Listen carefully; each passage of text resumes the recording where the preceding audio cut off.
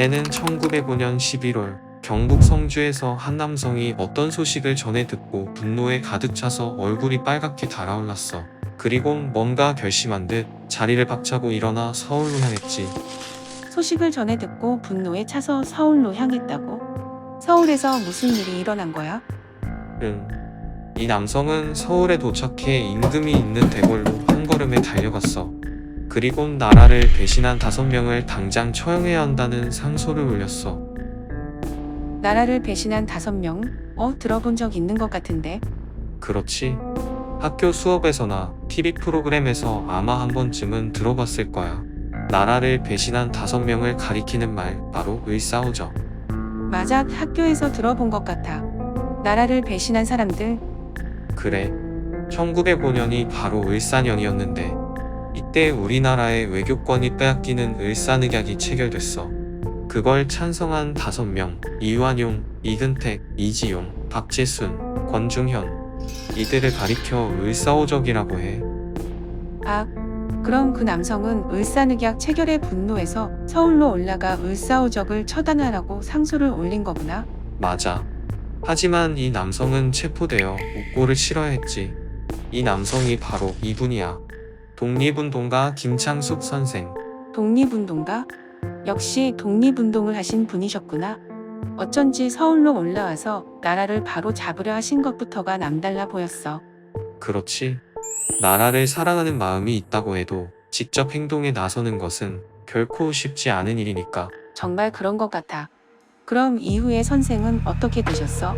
1910년 결국 나라를 일제에 빼앗기자 선생은 크게 좌절했어. 하지만 그대로 주저앉아 계실 분이 아니셨지. 1919년 파리에서 강화회의가 열린다는 소식을 듣고 독립청원서를 보내기 위해 노력하셨어. 이때 작성한 청원서를 파리장서라고 해. 파리 강화회의는 1차 세계대전이 끝나고 27개국의 대표가 모여 전쟁 이후 여러 조치들을 논의한 회의를 말해. 이곳에 일제가 한국을 부당하게 식민 지배하고 있음을 알리고 자주 독립을 원한다는 내용을 청원서를 통해 전하려 하신 거지. 그렇구나. 그럼 선생이 직접 파리로 가신 거야? 원래는 그럴 계획이셨는데 상해에 도착했을 때 신한청년당의 김규식 선생이 먼저 파리에 가서 회의에 참석하기 위해 노력하고 있다는 것을 아시고는 우편을 통해 청원서를 보내셨어. 정말? 그래서 파리 강화회의의 청원서 내용은 잘 전달됐어?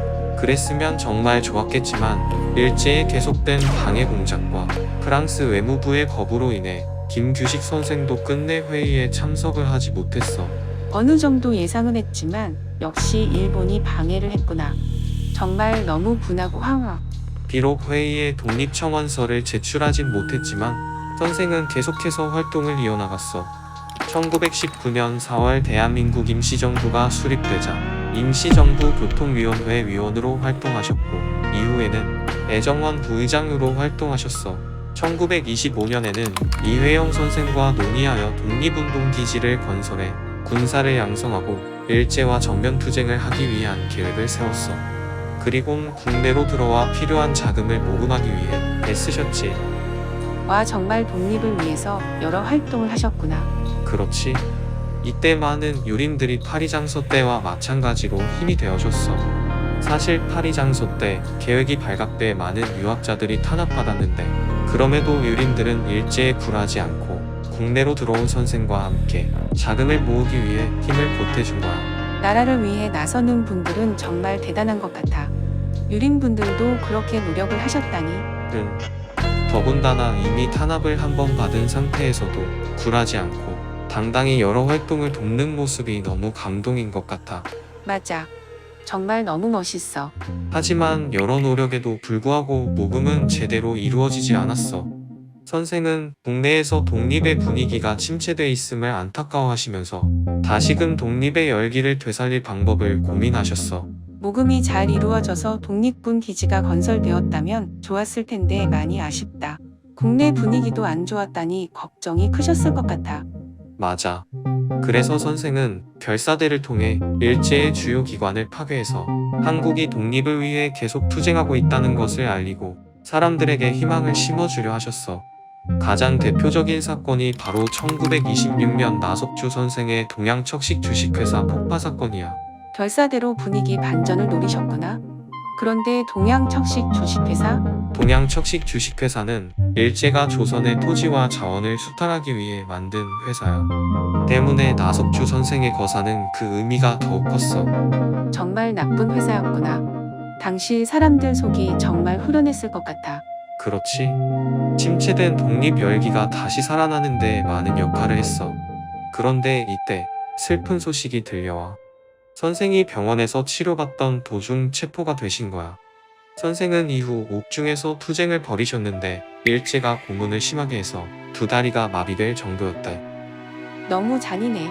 이미 체포된 선생을 그렇게 고문을 하다니. 정말 가슴 아픈 일이지.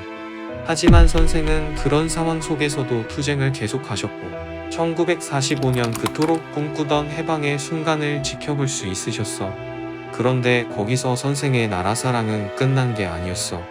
해방 이후에도 혼란한 나라를 안정시키기 위해 계속해서 활동을 이어나가셨어. 와, 나라를 빼앗기기 이전부터 그리고 다시 되찾은 이후에도 나라를 위해 계속해서 노력하셨다니. 나라를 사랑하는 마음이 정말 대단한 분이시구나. 감사한 이 마음 잊지 않고 꼭 소중히 간직해야겠어.